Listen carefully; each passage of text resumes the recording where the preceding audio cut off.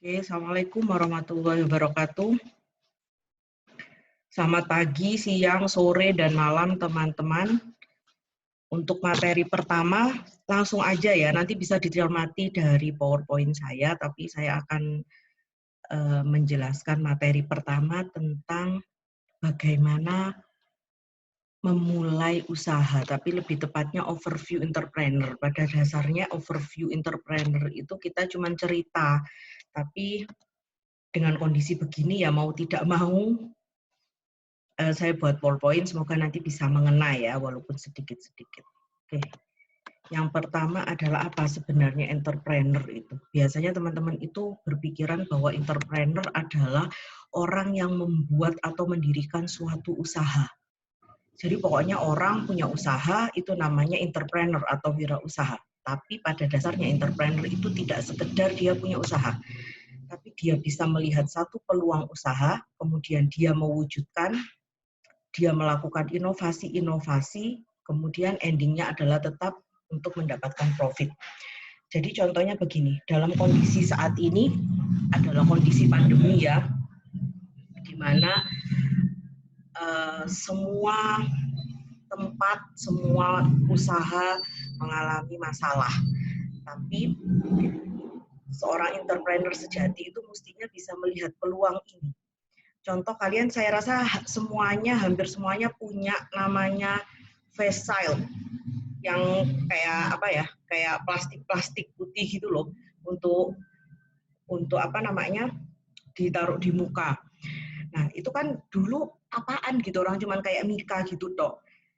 Setiap orang pasti melihat itu aneh gitu ya, apaan sih ini gitu. Tapi seorang entrepreneur itu bisa melihat peluang bahwa kertas plastik Mika yang setipis itu sebenarnya bisa mendatangkan profit yang luar biasa kalau kita bisa mengolahnya secara kreatif dan inovatif gitu dalam kondisi kayak gini. Begitupun mungkin ibu-ibu yang tadinya kerja di pabrik, karyawan atau apa gitu kan banyak ya yang akhirnya dirumahkan sementara atau bahkan beberapa itu ada yang dirumahkan secara permanen gitu. Nah, dari situ ibu-ibu ini bisa melihat bahwa ada peluang lain, membuat masker, maskernya dikasih hiasan-hiasan kayak gitu. Nah, itu saya rasa itulah yang disebut entrepreneur. Jadi dia bisa melihat peluang, itu dulu namanya entrepreneur. Jadi bukan cuma jualan, kayak misalkan ada gorengan, dijual gorengan, nggak melulu tentang itu, tapi dia bisa melakukan inovasi dan mengembangkan kreativitasnya untuk mendapatkan profit yang lebih. Nah, gitu. Saya rasa semua orang tahu siapa itu Ciputra. Nah, beliau ngomong kalau entrepreneur itu adalah merubah sampah rongsokan menjadi emas. It's true. Bagi teman-teman yang pernah ke arah Taman Dayu, itu mungkin sekarang kalian melihat bahwa Taman Dayu itu begitu indahnya. Kalau naik tiba-tiba di atas itu ada kafe atau tempat makan yang luar biasa bagusnya view-nya dengan harga yang nggak murah.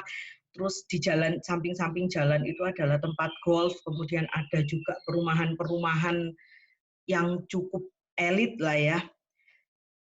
Nah, dulunya nggak kayak gitu. Dulunya Taman Dayu itu, kalau kalian tahu, dia tuh kayak hutan. Tanah di sana tuh nggak laku sama sekali.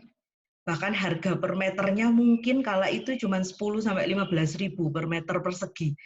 Sekarang dijual rumah di sana 1 miliar, nggak tahu ada apa enggak harga segitu. Kayaknya di atas itu semua. Nah, artinya itu yang dimaksud dengan entrepreneur. Merubah sampah atau rongsokan sesuatu yang orang melihat, ih ini tanah apaan sih, menjadi emas. Atau contoh lain adalah kampus kita. Mungkin teman-teman masuk ke Unmu itu ngelihat, ih Unmu sudah sekeren itu gitu. Apalagi sekarang kita di GKB 4 ya. Itu kan sudah yang gedung baru, udah yang bagus-bagus aja yang kita lihat. Padahal di tahun 80-an kalau kita melihat apa itu Unmuh Kampus 3, itu adalah kayak hutan, kebun, di mana isinya itu cuman kayak bambu-bambu, terus jalannya naik turun, bukan tanah yang sangat bagus atau sangat memungkinkan atau sangat prospektif untuk membuat bangunan kayak GKB 1, 2, 3, 4 gitu. Jadi dulu ya kayak tanah nggak kepake gitu. Nah, apakah Unmuh itu satu entrepreneur? Nah, jiwanya tetap adalah jiwa entrepreneur. Dia melihat bahwa ada satu tanah yang mungkin kala itu harganya juga murah. Orang nggak akan mikir bahwa tanah dengan kontur yang nggak naik turun kayak gitu akan menjadi kampus sebagus itu gitu. Nah, artinya kan kita bisa melihat bahwa hal-hal yang mungkin kurang bagus itu bisa menjadi profit atau menjadi sesuatu yang bagus. Nah, jadi intinya entrepreneur itu poin-poinnya adalah yang pertama adalah pandai menangkap peluang.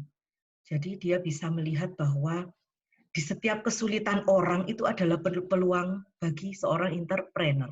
Kemudian mewujudkan, jadi nggak hanya berangan-angan. Nah ini yang memang menjadi PR. Kadang kita tuh maunya banyak. Bu, saya mau jualan A, saya mau mencoba usaha B, kafe, dan lain sebagainya. Tapi semuanya itu masih di angan-angan.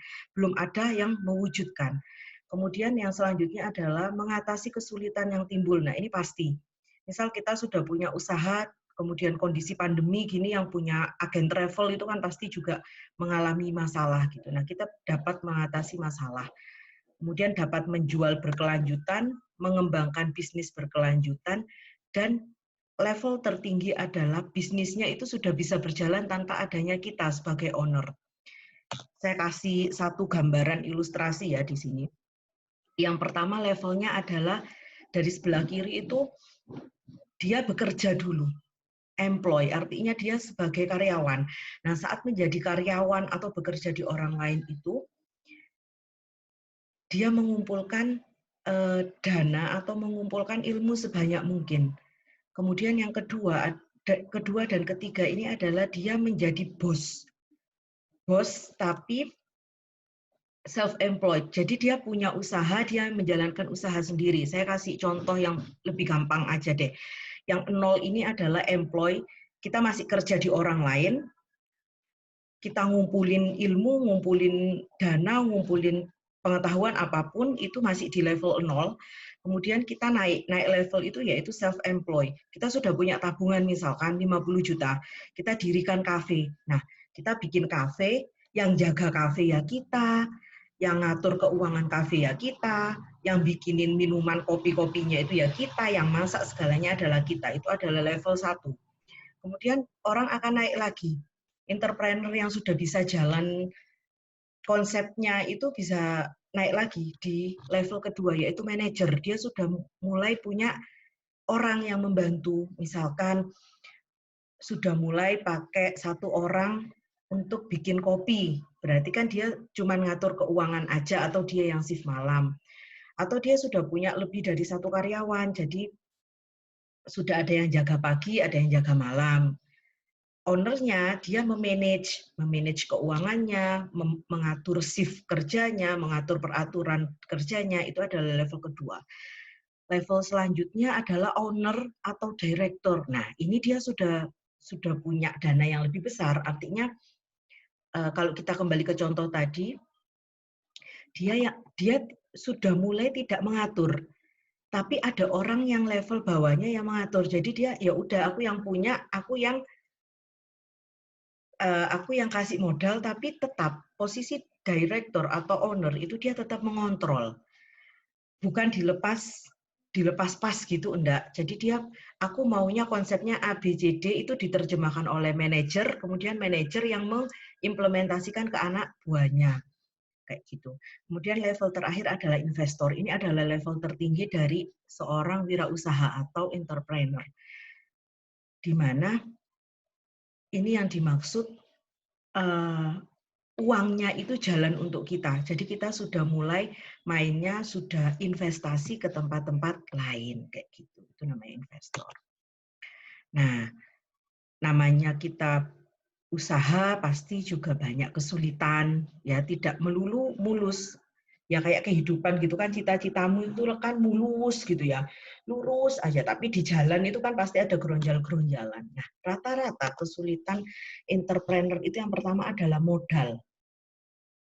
Idenya banyak, modalnya nggak ada. Atau kebalikan, duitnya banyak, modalnya banyak, tapi idenya nggak ada. Kemudian bingung mau memulai dari mana. Dan yang terakhir adalah takut rugi. Ini hal yang wajar. hal yang wajar terjadi pada entrepreneur pertama-tama gitu. Jadi kalau orang usaha itu pasti ini yang awal-awal ditakuti, tapi jangan terjebak di sini. Kembali ke pembicaraan di awal tadi bahwa poin dari wirausaha adalah melakukan. Artinya semua hal ini harus dicari solusinya dengan cara kita menjalankan apa yang sebenarnya kita mau, kayak gitu. Jadi nggak ada ceritanya entrepreneur itu hanya ada di angan-angan. Inti dari entrepreneur itu kamu mau menjalankan kontinuitas dari apa yang sudah kita rancang di awal. Oke. Apa yang harus kita siapkan untuk menjadi seorang entrepreneur? Nah, kalau tidak salah ada 6. Yang pertama adalah siapkan mental untuk menghadapi resiko. Nah, ini saya banyak kasih ada ilustrasi gitu ya.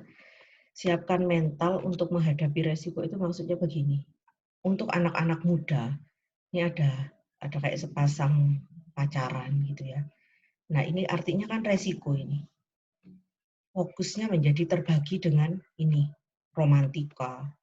Ini adalah ibadah, ini kesenangan, ini uang, ini TV, game, dan lain sebagainya. Artinya siapkan dulu mental bahwa kalian yang selama ini hidupnya untuk senang-senang, di sini untuk senang-senang, mulai dikurangi untuk menghadapi hal lain, yaitu menghadapi resiko lain dari usaha yang sedang dikerjakan. Artinya namanya seorang entrepreneur memulai satu karir itu kan ada yang dikorbankan. Nah, itulah maksud dari menghadapi resiko itu.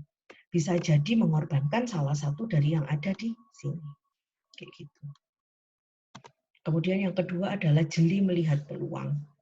Nah, saya sudah jelaskan kayak di depan tadi. Jeli melihat peluang artinya sekecil apapun peluang, itu adalah profit bagi seorang entrepreneur.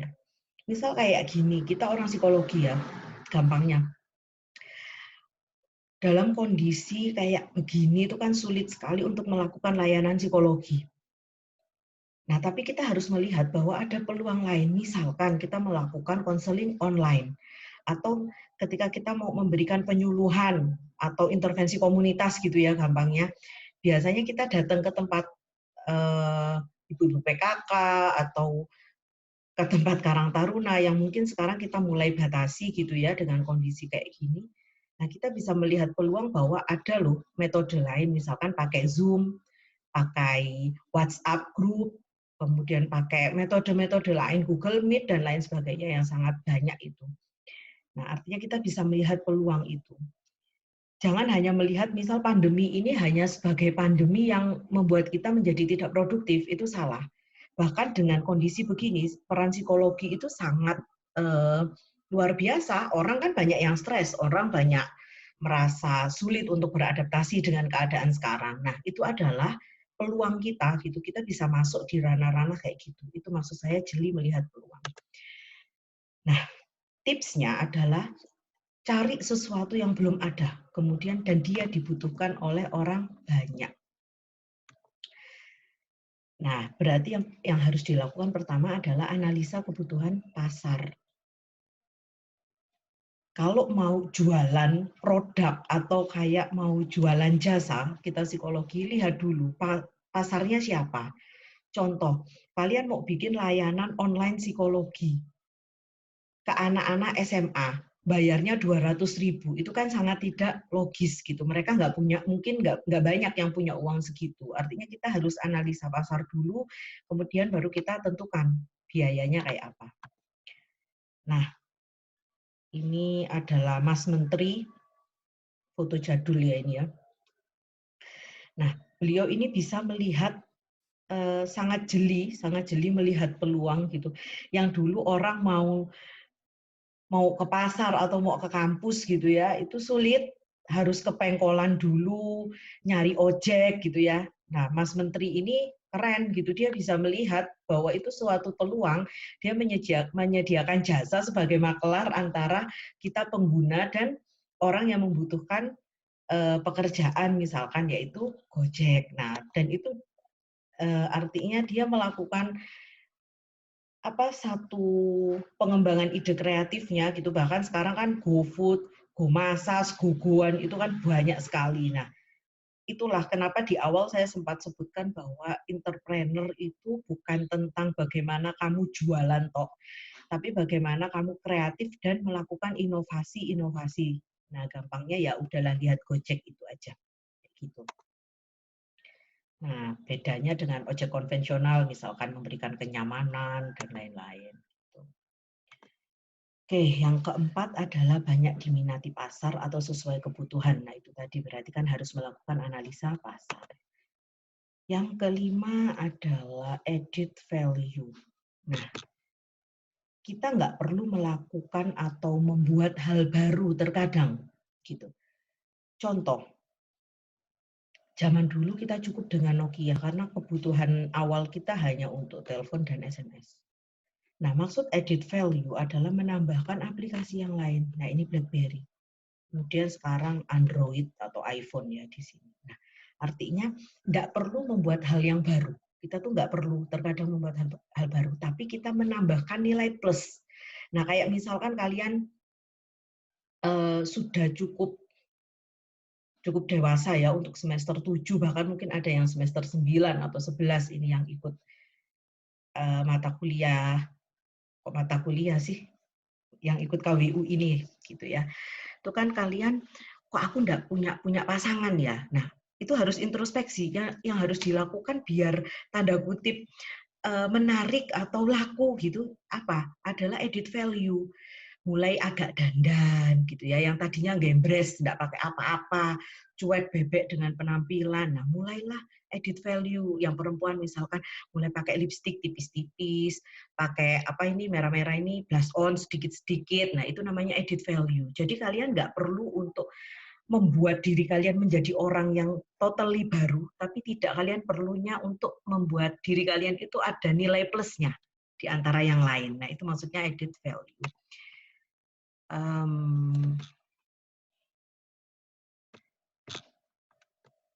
Nah, ini contoh-contohnya aja. Tetap kita harus memperhatikan budaya gitu ya. Contoh ini kenapa harus tisu yang ada di sini gitu. Mungkin dulu tisu itu apalagi mungkin di daerah yang cukup di daerah gitu ya, kayak di desa-desa misal kayak gitu, ini belum terlalu penting zaman dulu.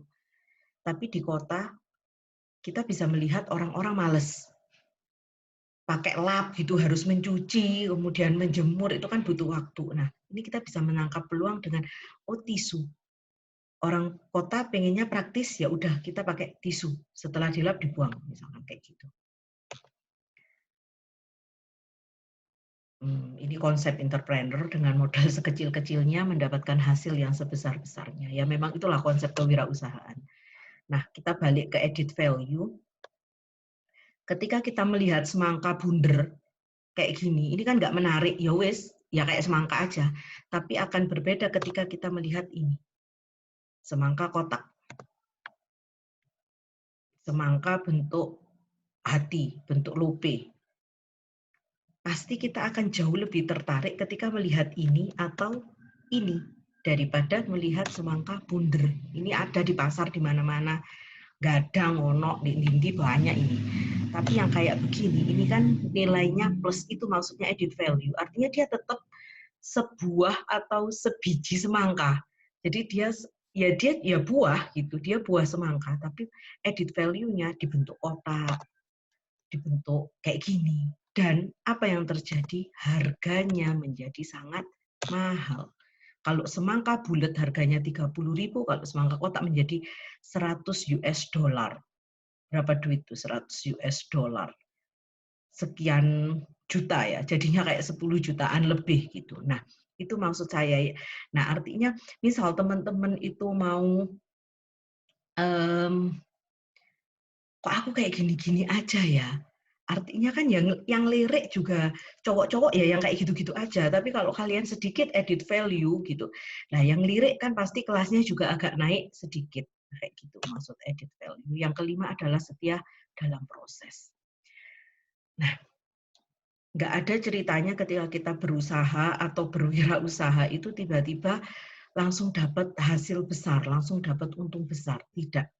Tapi semuanya berproses. Nah, berawal dari anak ayam, kemudian bisa dia menjadi ayam. Ini kan semuanya ada prosesnya. Nah, ini memang yang tidak mudah untuk dilakukan seorang entrepreneur. Proses itu ada yang cepat, ada yang lambat. Nah, tapi poin dari seorang entrepreneur adalah bersabar untuk menjalani proses itu, gitu ya. Apa yang terjadi kalau yang kita kerjakan dalam proses itu salah? Kita harus melakukan evaluasi, salahnya di mana, itu ditambal. Tapi ketika itu benar, lakukan terus secara kontinu. Nah, gitu. Tapi tetap harus melakukan evaluasi untuk melakukan inovasi-inovasi baru. Nah, yang terakhir adalah pikirkan bagaimana agar berkembang. Nah, ini penting. Jangan hanya puas, misal kalian sudah punya satu usaha, kafe, punya untung satu bulannya misalkan 1 juta. Ya wis lah, wis cukup untuk hidup sebagai anak kos-kosan gitu. Atau mungkin misal 3 juta deh gitu. Wis cukup lah untuk hidup dan untuk bayarin pacar makan. Jangan hanya berhenti di situ, tapi berkembanglah. Nah, berkembang ini memang nggak mudah. Kalian harus memulai dari awal, yaitu melihat peluang, melakukan analisa pasar, kayak gitu ya. Jadi intinya jangan stuck di satu titik. Kalau sudah berhasil di satu titik, buka usaha yang lain untuk menopang usaha utama kalian. Nah, apa tujuan akhir kita? Tujuan akhir kita ketika kita bicara sebagai seorang entrepreneur yaitu profit yang banyak. Nah, tapi ketika kita bicara sebagai orang yang beragama, tujuan utama kita tidak hanya profit, tapi dengan profit yang kita punya, bagaimana kita bisa bermanfaat untuk orang lain. Misalkan kita bisa membuka lapangan kerja baru untuk orang lain. Dan selain 6 poin tadi, jangan lupakan satu hal ini, yaitu the X factor. Maksudnya X factor ini, kalau saya membahasakan lain, adalah kekuatan dari selain manusia, yaitu doa. Nah, doa ini kan akan membuat kita luck. Bisa jadi orang yang pinter banget, tapi misal dia membuka satu usaha, belum tentu dia menjadi langsung berhasil, belum tentu kayak gitu. Tapi ketika kita memperhatikan ini, faktor X ini bukan hanya dari diri kita gitu. Bisa jadi dari doa kita, doa-doa orang di sekeliling kita, orang tua kita, misalkan keluarga kita. Inilah yang bisa mendatangkan satu keuntungan yang besar bagi kita. Inti dari sebenarnya overview itu adalah bahwa jangan takut bahwa seorang sarjana itu hanya akan berkarir sebagai karyawan, akan berkarir sebagai HRD misal, atau kalian akan jadi guru atau jadi dosen. Tidak menutup kemungkinan kalian akan menjadi seorang wirausaha. Saya nggak tahu apakah nanti akan dihadirkan juga gitu beliaunya gitu, tapi banyak sekali alumni-alumni kita psikologi yang menjadi pengusaha gitu. Jadi tidak menutup kemungkinan bahwa kita tuh tidak bekerja di kantoran gitu, tapi kita menjadi seorang wirausaha. Nah, plus minusnya menjadi seorang wirausaha itu apa? Kita bisa menjalankan, ya kita butuh ya, kita bisa agak effort lebih keras gitu ya. Kalau kita mau santai-santai kan itu usaha kita gitu ya. Berbeda sekali ketika kalian harus berkarir, mau enggak mau kan kita harus mengikuti sistem karena berkarir. Nah, itu plusnya menjadi wirausaha. Tapi minusnya ketika kalian tidak melakukan analisa atau evaluasi secara terus-menerus, namanya usaha pasti akan berkembang ya. Berkembang terus, dan kalau kita nggak melakukan inovasi, pasti kita juga akan terkubur. Satu contoh yaitu 1 tahunan yang lalu itu lagi hits namanya es kepal Milo.